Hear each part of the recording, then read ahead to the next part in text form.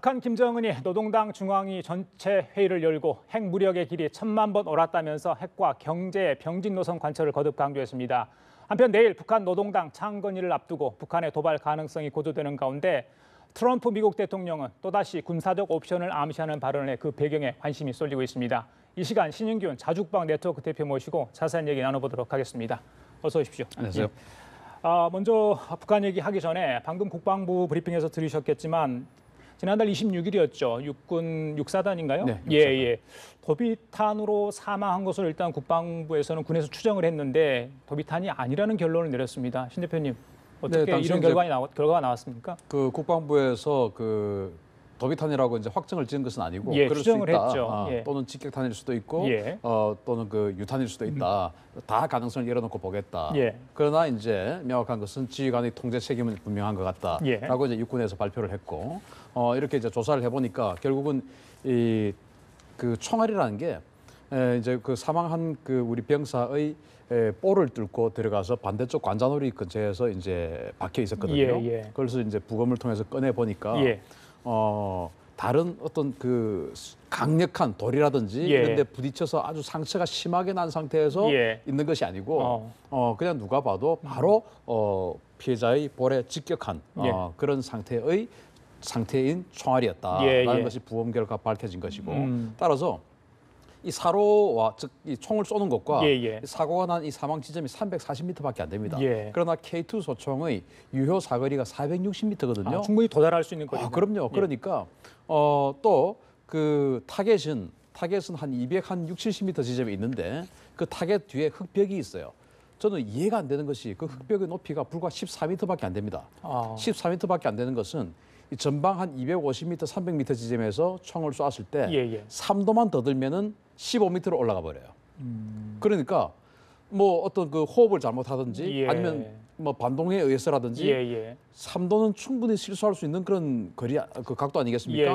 3도만 더 들면 뒤에 있는 흙벽을 넘어가 버리는 겁니다. 넘어가면 그 뒤에 또 대단히 가파른 것이 있는 것이 아니고 그냥 잡목들이 있어요. 잡목들이라서 큰 아름드리 나무가 아니고 그냥 그 겨울 되면 없어지고 여름 되면 다시 나는 그런 잡수풀 아니겠습니까? 그 뒤에 바로 길이 있었던 겁니다. 그 길에 병사들이 이제 이렇게 20여 명이 지나갔는데 그 말인즉슨 사격장 뒤에다가 타겟 뒤에 사람을 일일로 세워놓은 거나 똑같은 상태입니다. 그렇게 했다는 것은 명확하게 지휘관의 통제 책임 사격장 그리고 통제가 안 됐다. 사격장 통제는 원래 지금 보니까 뭐 16명을 징계한다고 하면서 2명의 경계병을 처벌을 한다고 하던데 물론 그 2명의 경계병이 양쪽 다 있는 그 경계병인지 모르겠지만 어쨌든 양쪽에다가 각각 2명씩을 경계를 세워놔야 됩니다. 그러면은 이제 왼쪽에서 왔으니까 그 왼쪽에는 경계병 2명을 처벌을 한다는 이야기가 되겠죠. 그러면은 또 이 이동하는 부대의 즉 피해자 이 병사의 부대의 인솔자 거기도 정말 심각하게 잘못한 거죠. 저는 제일 잘못한 사람이 그 사람이다. 왜냐 휴대폰에 이어폰을 꽂고 음악을 들으면서 오고 있었기 때문에 사격한 걸 몰랐던 것이죠. 그 인솔자가 사격한 걸 알았다면은 인솔을 당연히 스톱하고 이동을 스톱하고 엎드리게끔 했어야 되는 게 인솔자의 책임인데 그러지 못했던 거. 그리고 이제 사격하는 부대 측에서는 경계를 제대로 못 시킨 어떤 잘못. 그 대표님 그러면 그 사수라죠. 그러니까 총을 쏜 장병이 누군지는 밝혀낼 수가 없는 겁니까? 밝혀낼 수 있습니다. 그러나 저는 밝혀내서는 안 된다고 생각합니다. 왜냐하면 이 총이라는 것은 이 총구 안에 강선이라고 해서 이 나사처럼 이렇게 꼬아져 있는 부분이 있거든요. 그걸 이제 총알이 탁 뚫고 나오는 건데 그러다 보면 우리 손의 지문처럼 총알을 꺼내 보면 이 강선을 핥히고 나온 이 상처 자국이 다 있습니다. 우리 지문처럼 그걸 다 알 수 있어요. 또 총이 6장밖에 안 되기 때문에 고유의 강선에 따른 상처를 다 알 수 있어서 어느 총에서 나온 총알인지 알 수 있지만 만약에 그 총을 쏘는 병사가 뒤에 사람이 있는 것을 알고 쏘았겠습니까? 당연히 저를 비롯한 모든 대한민국 남성들은 사격장은 안전하다 생각하고 아주 사격에만 집중하고 쏘는데 만약에 그 사람을 밝혀내면 어떻게 되겠습니까? 앞으로 누가 총을 쏘겠습니까? 그리고 이거는 소총이기에 망정이지 앞으로 대포라든지 전차포라든지 이 뒤에 사람이 있으면 어떻게 됩니까? 그럼 못 쏘는 것이죠. 그러니까 이 사람을 밝혀내는데 안 된다. 지금 화면 보시면요. 자, 국방부에서 지금 배포한 사진인데요. 지금 저게 이제 당시 사고 난 지점인 것 같습니다. 사격 방향이 저렇게 돼 있고요. 사고 장소는 직접 사격 방향과 직선으로 그러니까 마주보는 그런 상황 아니겠습니까? 그렇죠. 지금 국방부에서 제공한 사진인데 방위각도 아까 전에 말씀하신 약 3도만 높여도 그 방어 벽이 굉장히 올라갈 수 있다. 그런 분도 이 얘기를 해주셨지 않습니까? 네. 사고 장소 저런 정도라면 충분히 통제를 하고 갔어야 된다. 말씀하신 것처럼 부대를 복귀하는, 그러니까 작업을 끝내고 복귀하는 병사들 27명이었죠. 그렇습니다. 그걸 막아낼 수 있는 그런 어떤 시스템이 좀 있어야 됐는데 그렇지 못했던 부분들, 또 사격장 내부가 제대로 통제되지 못했다는 그 부분들. 지금 예비군 훈련과 또 일반 우리 작군 육군이나 뭐 다른 군 부대에서도 지금 사격 훈련을 계속 하고 있는데 이번 기회에 정말 저런 철저한 사격장 관리 통제가 좀 필요하다 이런 생각을 좀 해봅니다. 예. 네, 아까 이제 나온 그 예. 경계병 2명 중에서 예. 좌측에 있는 경계병 2명이 그 자기 임무를 소홀히 했던 겁니다. 그리고 우측에 있는 경계병은 예. 이 상황에서 관계가 없죠. 좌측에 있는 경계병이고 예, 예. 또 일설에 의하면 그 좌측에 있는 경계병은 자기가 뭐 하는지 모르고 있었다. 예. 그냥 가서 있으라고 해서 있은 것뿐이다. 예. 라고 이야기를 했다는 거 아니겠습니까? 만약에 그렇다는 것은 지휘관이 명확한 임무를 안 줬다는 것. 너가 가서 누구든지 이 사격이 마칠 때까지는 통행을 시켜서는 안 된다. 예. 라는 임무를 명확하게 주지 않고 예. 그냥 가서 있으라고 하니까 있은 거였다라고 한다면 이거는 뭐 지휘관의 인재일 수밖에 없는 그런 상황입니다. 그래요. 알겠습니다. 좀 더 세심한 주의 그리고 이번 사건에 대한 철저한 또 징계 제대로 좀 이루어졌으면 좋겠다 이런 생각을 해보겠습니다. 자, 북한 얘기 좀 해보도록 하겠습니다. 시간이 많지 않은데요. 일단 어제 지난 7일 있었던 노동당 중앙위 전체 회의. 핵과 경제 분야의 병진 노선. 예전에 뭐 나왔을 때 김정은 체제부터 출범 당시부터 선언했던 건데 다시 한번 재확인을 했습니다. 앞으로 핵실험 계속 하겠다. 그렇게 보면 되는 거겠죠? 지금 그 틸러슨 국무부 장관이 뭐 두세 개 채널 뭐 가동해서 지금 북한과 물밑 협상을 하고 있다라고 이야기했고 트럼프 대통령은 아니다. 더 세게 나가야 된다. 뭐 이런 쪽으로 지금 이제 이야기를 하고 있는 상태죠. 그렇다는 것은 결국 이 물밑 협상이 제대로 되지 않았을 경우에 제2의 고난의 행군을 겪어야 되지 않겠습니까? 제2의 고난의 행군을 하려면은 반발 세력이 있어서는 안 되는 것이죠. 그리고 보다 강력하게 이 내각과 당과 군을 장악을 하고 끌고 나가야 되는데 왜 위기 상황이기 때문에 그런데 북한은 사실은 뭐 공무원 또는 군인 정년이 없는 사회 아니겠습니까? 그래서 이름만 얹어놓고 일을 하지 않는 사람들이 많이 있습니다.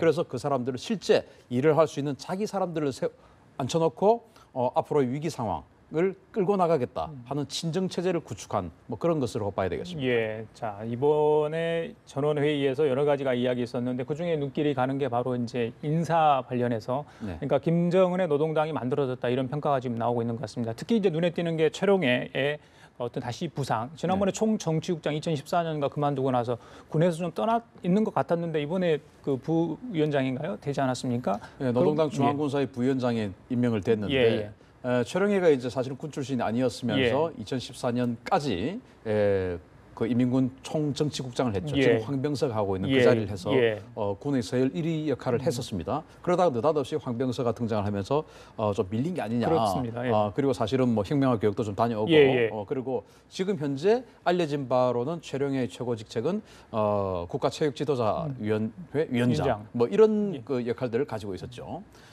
그런데 지금 최룡해가 다시 군에까지 자신의 역량을 넓혔다고 하는 것은 이건 앞으로 최룡해가 명실상부하게 북한의 2인자 체제로 그래서 김정은이 결심한 것을 실제 당, 정군 모든 분야에 실제 집행을 하는 우리로 치면 어떤 그 책임 총리 역할을 하는 그런 임무를 최룡해가 하지 않을까 생각이 되고 그러면 황병서하고의 충성 경쟁을 붙였다 이런 평가도 할 수 있겠네요. 분석도. 황병서 같은 경우는 그 지금 군만 관계를 하는 임무를 가지고 있고 최룡해는 당, 정군 모든 분야를 다 하는 것이죠.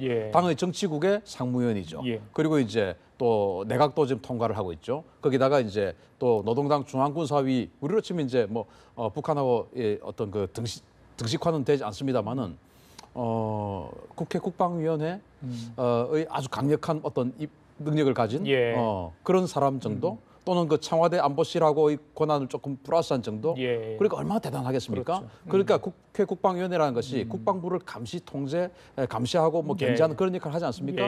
그런 걸 한다는 것은 최룡해를 황병서를 견제하는 역할을 하는 것이죠. 알겠습니다. 자 그리고 여동생 김여정 87년생이니까 만 30살인 것 같습니다. 그런데 이번에 또 이제 중앙위원회 후보위원이 됐어요. 보니까. 예전에 있었던 김병희보다 더 빠른 어떤 출세다 이런 평가가 있던데 김여정의 어떤 부상은 어떻게 좀 해석을 할 수 있을까요? 김경희는 이제 그 김정일의 동생이죠. 예, 예. 김경희 같은 경우는 김정일의 동생이면서 42세에 당 중앙위원이 되었어요. 그러나 김여정은 이미 4년 전에 당 중앙위원이 되었었습니다. 26살 때.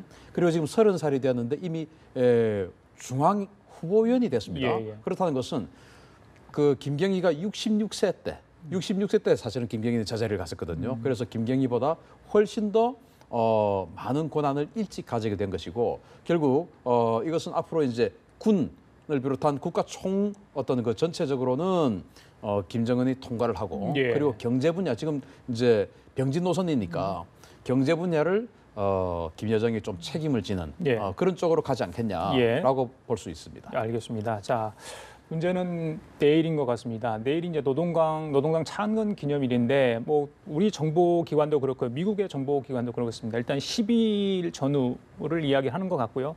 아니면 중국의 당대회가 있는 18일 무렵 이야기도 나오는 것 같습니다. 신 대표님의 예상은 언제 북한이 도발을 할 것인지 한 다음에 또 언제 할 것으로 보시는지요? 뭐 이미 제 예상은 틀렸습니다.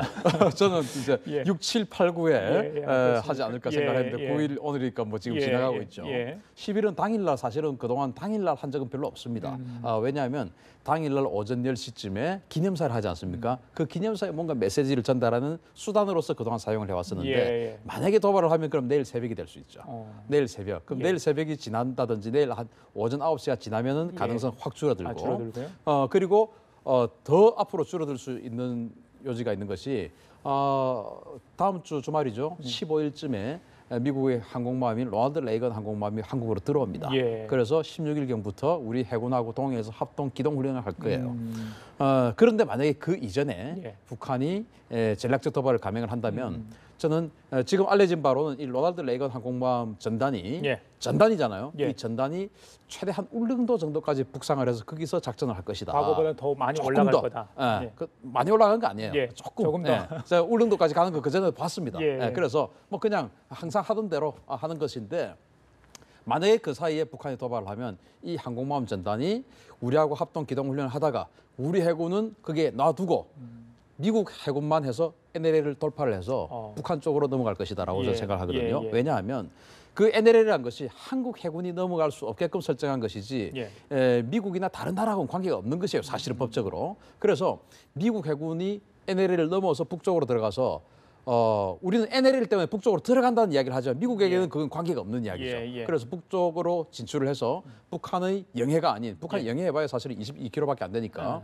공해상에서 북한의 함대한 미사일, 지대한 미사일이 닿을 수 없는 한 100km 밖에서 이 항공모함이 작전을 하면서 거기서 이착륙 훈련을 잠시라도 한다면 예. 북한에게는 어마어마한 위험이 될 것이죠. 또 지금 이제 시어도 루즈벨트라고 예, 예. 삼함대에 배치된 이 항공모함 전단이 또 지금 서부로 온다면 서태평양으로 예. 오고 있으니까 만약에 북한이 여기에서 지난번에 그랬지 않습니까? 선전포고로 강조하고 또다시 이런 일을 하면은 우리는 즉각적으로 경고 없이 격추하겠다. 예. 이런 이야기 했는데 만약에 무력 어떤 그 행위를 미국의 항공모함 전단에다가 하다못해 레이더라도 조사를 한다면 레이더 조사를 받아도 이건 공격으로 간주를 하거든요. 예. 그러면은 시어도 루즈벨트 항공모함 전단하고 합해서 사실은 그 두 개 전단이면은 북한 뭐 제압할 수 있으니까 알겠습니다. 저는 조금 내일 아침까지 보고 가능성이 조금 낮아지지 않겠나 생각합니다. 한미 군 당국도 북한의 도발에 대비해서 대북 감시 태세를 한층 더 강화했다. 이런 소식도 들어와 있습니다. 자, 그리고 트럼프 대통령 얘기 잠깐 하고 가겠습니다.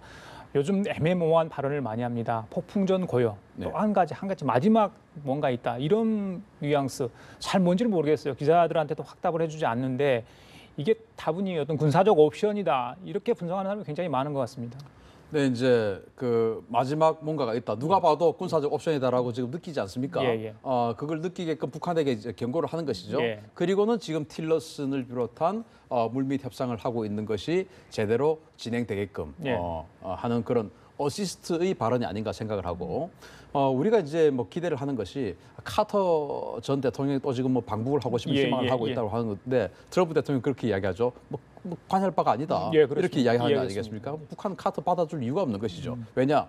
과거에 94년도에 카터가 갔던 것은 정권이 클린턴 정권이었고 카터는 사실은 그 대통령을 그만둔 지 얼마 안 되는 민주당으로서는 직전 대통령이었어요.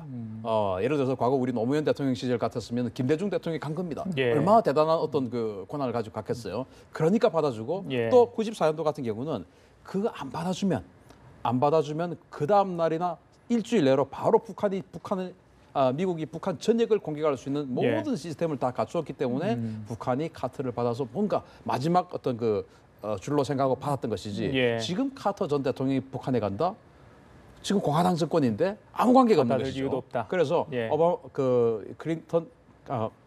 트럼프 같은 경우는 오바마 대통령의 과거 대북한 정책을 강력하게 지금 비난을 하지 않습니까? 정치인이기 때문에 우리가 트럼프 대통령을 그냥 트럼프 개인으로 보면 안 되는 것이에요. 공화당의 트럼프로 봐야 됩니다. 예, 예. 그래서 민주당의 오바마가 했던 그 대북한 정책의 실책을 계속 지금 비꼬면서 나는 다르다. 즉 우리 공화당은 다르다면서 공화당의 사실은 또 공화당에서도 사실은 조금 떨어져 있는 그런 분위기인데 이제 당을 조금 끌어안으려는 알겠습니다. 그런 모습도 볼 수 있습니다. 자, 시간이 많지 않은데 한 가지 여쭤볼 게 나오셨으니까 우리 군이 북한의 전력망을 무력화할 수 있는 정전 폭탄을 개발했다, 기술을 개발했다 이런 네. 이야기였습니다. 이게 예산이 반영이 되면 뭐 실전 배치 더 이제 개발을 할 수 있다 이런 이야기인데 이 정전 폭탄이라는 게 뭡니까, 신 대표님? 이제 탄소 섬유탄이라는 건데요. 예. 이제 폭탄을 던지면 터트리면 저기에 뭐 탄소 섬유, 니켈이 가미된 탄소 섬유가 있어서 마치 예. 거미줄처럼 예. 이렇게 전기줄이나 변압기나 이런 데 달라붙어 버려요. 아. 그래서 어떤 그 합선을 일으켜 버립니다. 예, 예. 그래서 전기를 순간적으로 꺼버리는 거죠. 예. 그래서 이제 그러면 그 수리하는 상대 적군의 수리팀이 가서 수리를 하기 전까지는 전기가 일시적으로 마비가 되는 거예요. 아, 시간이 영원히 굉장히- EMP 폭탄처럼 영원히 어떤 그 전기 체제가 부서지는 것이 아니고 예, 예. 순간적으로 합선을 일으켜 버리는 예. 누전을 일으켜 버린 것이죠. 이제 그렇게 하는 것인데 그럼 지하 벙커 같은 데에 어떤 전력을 일시적으로 차단할 수 있겠네요. 일시적으로 예. 그 벙커가 어디 있고 그 벙커에 공급되는 전기선이 정확하게 어느 것인지만 예, 안다면 예. 또는 우리도 예를 들어서 주 전력은 어떤 A 화력 발전소로 받으면서 이 연합뉴스에서도 만약에 그 한전에서 받는 전기가 꺼지면 자체 발전기 있지 않습니까? 그게도 반드시 있을 거예요. 알겠습니다. 그것까지 같이 할 수 있다면 상당히 유용한 것인데 알겠습니다. 기재부에서 저 예산을 잘랐다고 한 것은 국방부에서 강하게 밀지 않았다는 겁니다. 알겠습니다. 자, 지금까지 신윤균 자주국방 네트워크 대표와 함께 얘기 나눠봤습니다. 말씀 잘 들었습니다.